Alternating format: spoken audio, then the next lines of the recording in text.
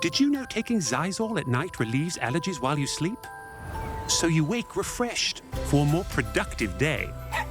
Get 24-hour continuous relief that does not fade. Be wise all, take Xyzal at night. This is CBS LA Mornings. Good morning and happy Saturday. Today is Saturday, March 14th. Welcome to CBS LA Mornings and streaming on CBS News Los Angeles. I'm Rachel Kim. And I'm Amanda Starantino. A small break from the heat today. So let's start off with a check of your next weather with Chloe Carlson. Good morning.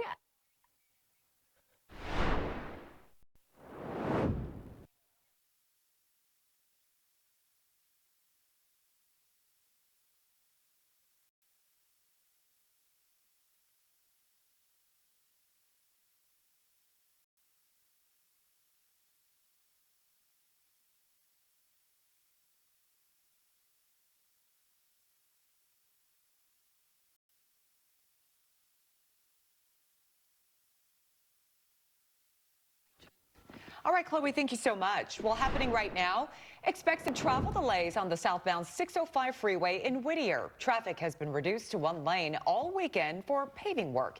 Now, it'll impact traffic from Washington Boulevard to Slauson Avenue. Caltrans says if you live or work near this area, expect noise and vibrations from the roadwork. The war with Iran has sent gas prices soaring nationwide. But it's been even worse right here in Southern California. CBS LA's Elise Martinez is live at a gas station downtown where the price topped $8. Ooh. I can't believe we just said that, Elise. Whoa. Good morning. Yes, over $8 here at this gas station on Cesar Chavez, but it's not demonstrative of what's happening all over. But yes, this one is typically more expensive. There you have it, $8.71 at the Chevron station. They typically are $2 to $3 higher than other gas stations in the area, but still, gas prices are way up. Let's take a look at today's national average at $3.67. The California average for today, $5.48. That's a whopping $1.81 difference. LA and Long Beach, take a look at this. $5.56 is the average. According to AAA, yesterday it was $5.45, jumping 11 cents. Last month, $4.60. That's 96 cents higher. So why is this all happening? That's raising prices on gas and other items. Why does California get hit harder than other states? Well, California has stricter rules for cleaner burning gas blends and higher taxes. Plus, we have our own supply problems as well. The California national average $5.48. Yesterday it was $5.41. Last month, $4.57. So now, in a controversial move, President Trump has signed an executive order to demand the resumption of offshore oil drilling along the California coast at the site of a devastating oil spill back in 2015. Trump is invoking the Emergency Powers Act under the Defense Production Act, allowing the Department of Energy to restore operations at a Santa Ynez pipeline along the Santa Barbara County coast. You may remember this. The pipeline was shut down back in 2015 after a massive oil spill near Goleta. That dumped over 140,000 gallons of oil into one of the West Coast's most biologically diverse areas. Environmental advocates expressing alarm this morning. Governor Gavin Newsom saying this, quote, Donald Trump started a war, admitted to spike gas prices nationwide, and told Americans it was a small price to pay. Now he's using this crisis of his own making to attempt what he's wanted to do for years. Open California's coast for his oil industry friends so they can poison our beaches. This wouldn't lower prices by a cent. Unquote. Back out here live, 871, not what you want to see at the gas station, but will we see any relief in the near future?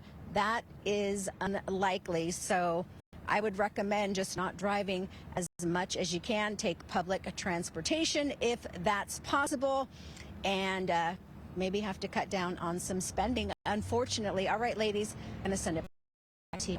All right, Elise, thank you so much. And here's another look at our average gas prices all across SoCal, with the lowest in the IE at an average of $5.45. Costco, I go for some Costco gas. Overseas, the U.S. launched a massive raid on military targets in Iran's main oil hub overnight. And the president is threatening to destroy Iran's entire oil supply if it doesn't open up the Strait of Hormuz. CBS LA's Shauna Mazel reports up to 5,000 more U.S. troops are headed to the war zone. The U.S. military on Friday bombed Iran's Karg Island, striking a blow to the country's vital oil network. President Donald Trump shared footage of the attack on social media and said that the U.S. totally obliterated every military target in Iran's crown jewel. The island, which is located in the Persian Gulf, serves as Iran's main oil export terminal. We've had some very, very big hits, very powerful hits. The Pentagon says Iranian attacks have decreased by 90%, but in the critical Strait of Hormuz, oil tankers and cargo ships continue to be targeted. CBS News has learned that the Pentagon is sending more warships and potentially up to 5,000 sailors and Marines to the Middle East. This comes as the president projects confidence. We are in a position of dominance that nobody's ever seen before. The Trump administration also planning to release 172 million barrels of oil from the U.S. reserves to help ease the costs for Americans at the pump. As all of this unfolds, questions are swirling about the well-being of Iran's new supreme leader. We know that he's hurt. We don't know exactly how bad, but we know that he's hurt. Still, the war rages on. In Baghdad overnight, smoke was seen rising from the U.S. Embassy compound after a missile hit a helipad. The embassy has been repeatedly targeted by missiles and drones from Iranian-backed militias. And the government has urged all U.S. citizens in the area to remain vigilant. Shauna Mazel, CBS News, New York. With the Pentagon's plans to send thousands of sailors and Marines to the Middle East, those living in military towns like 29 Palms in the Mojave Desert are living in a state of uncertainty. You can feel the pulse. You feel it. You feel the tension, and you feel people are anxious, and their shoulders are up here. You know, they're tense, and they want answers. Even though it might seem minor to people, to most Americans. But for our active duty and their families, it's not minor. The Department of Defense says about 12,500 active duty members are stationed at the Marine Corps Air Ground Combat Center in 29 Palms. With them are 24,000 members of their families. In setting the stage for the 98th Annual Academy Awards, it is happening tomorrow in Hollywood. Sky Cal was over the Dolby Theater, where fencing and roadblocks are already set up. There are also extra security patrols around the Oscars. We always see them, but there's more now because of heightened fears over the war in the Middle East. LAPD says there are plans in place to protect the event from any potential threats. You can stay with CBS LA for the latest plans to lower gas prices and for the newest developments on the war with Iran. A Seal Beach senior in the hospital after an e-motorcycle crashed into her. Now, we've been reporting a lot about the controversy over e-bike safety. CBS LA's Michelle Gilly says this crash is adding fuel to that debate. Everybody is very sad. Everybody is very upset about these e-bikes. A Seal Beach woman in her 70s crossing Main Street Thursday is in the hospital recovering after she was hit by a young man on an e-motorcycle. She's always walking her dog and always very pleasant. The e-motorcycle rider wasn't injured. Police say it happened as the victim stepped off the curb near the Seal Beach Pier. Yes, it's a problem. It's a real problem here. Melinda Howell lives in town and describes a scene that many others shared. Groups of kids on e-bikes in Seal Beach dodging in and out of traffic, popping wheelies, some up on the sidewalk. I want to see some laws about e-bicycles. They have motors. Where are the parents? Where are the parents taking care of these kids? We were walking just across the street on the sidewalk, and a kid came by on an e-bike and almost hit us, and we had to jump out of the way. And they go very fast, and you know, it's not safe. You have to dodge them at times. Police reported that the woman hit by the e-motorcycle had critical injuries. Doctors say she's improving and is in fair condition. In Seal Beach, Michelle Geely, CBS LA. Well, Mexico is dramatically ramping up security because of fears of an aerial attack at the World Cup games.